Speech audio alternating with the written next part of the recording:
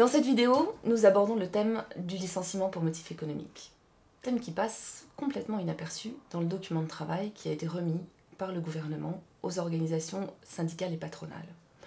Tout au plus, à la dernière page, dans un paragraphe, on apprend que le droit du licenciement est encore en ligne de mire parce qu'il serait encore trop complexe et source d'insécurité pour les employeurs, qui seraient du coup freinés dans leurs embauches par crainte des difficultés à licencier. C'est en découvrant les documents qui ont fuité dans la presse, et notamment le document de travail du cabinet ministériel, qu'on se rend compte très vite que le droit du licenciement pour motif économique est bien dans le viseur à nouveau. Je dis à nouveau parce qu'évidemment, sous le quinquennat Hollande, dans les 4 grandes réformes majeures qui sont intervenues, déjà, le droit du licenciement pour motif économique a été largement réformé. Mais certaines pistes n'ont pas pu aboutir. Elles étaient voulues par le patronat, la mobilisation syndicale ou les craintes du gouvernement sous le quinquennat Hollande ont conduit finalement à adoucir les réformes sur certains points.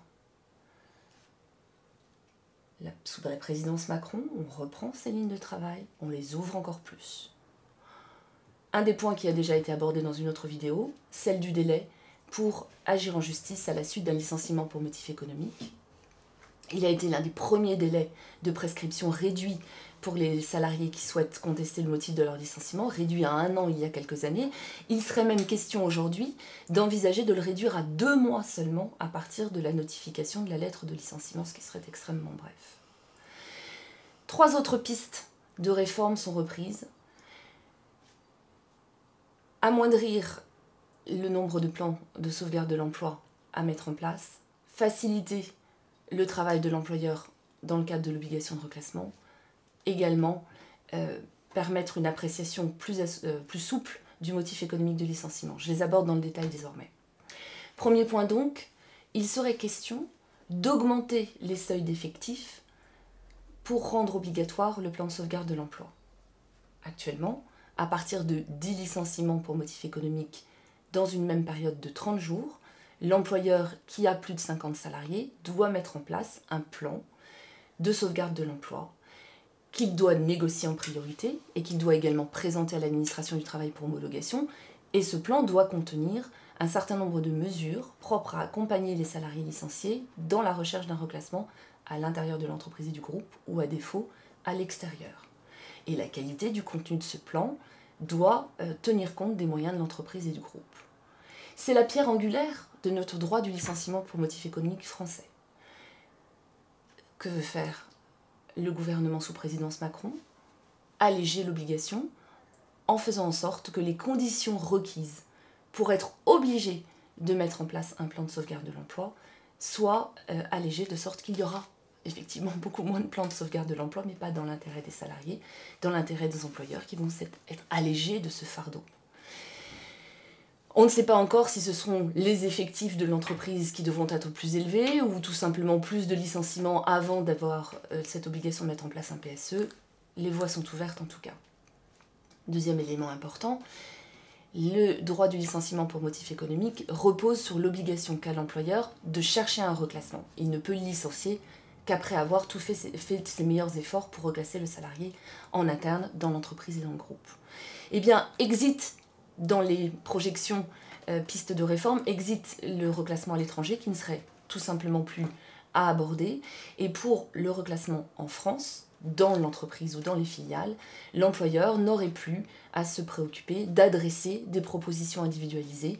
Il pourrait se contenter d'une bourse sans emploi en publiant les différentes offres possibles et pistes possibles et aux salariés d'essayer de trouver parmi ces offres celles qui correspondent à ses compétences et d'y candidater. Troisième et dernier volet important, qui revient à nouveau sur le devant de la scène, l'idée qu'il faut que le motif économique de licenciement, les difficultés économiques ou la nécessité de sauvegarder la compétitivité soient appréciés simplement au périmètre national dans les groupes, sans tenir compte des moyens économiques et financiers du groupe à l'étranger.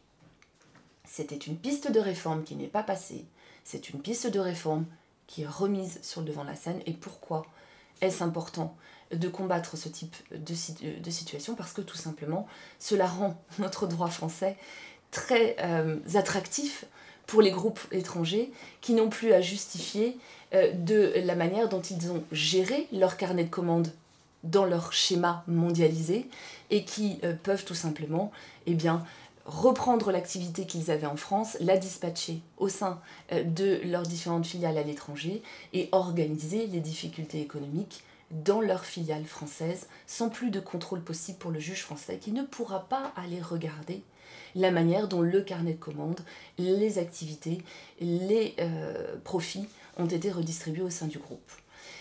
Ça nous rappelle une piste qui a déjà, elle, sa réalité dans notre droit français depuis la loi Macron.